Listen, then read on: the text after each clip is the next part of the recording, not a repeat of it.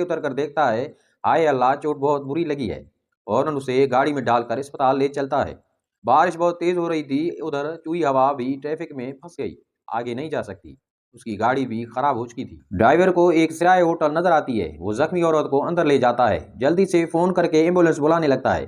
मगर ये जगह शहर से बाहर है, ऊपर से बारिश भी हो रही है। फोन और मोबाइल दोनों का सिग्नल नहीं आ रहा।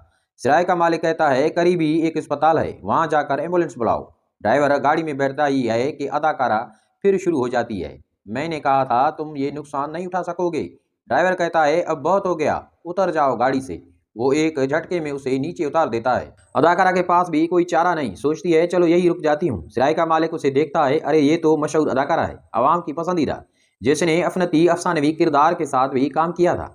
मगर अदाकारा ने उसे कोई खास अहमियत नहीं दी, सीधा नोटों की गुड्डी निकाली और बोली, मुझे प्रेसिडेंट स्वीट दो, जितने बेहतरीन खाने हैं सब ले आओ, सिवाय शाहरुख खान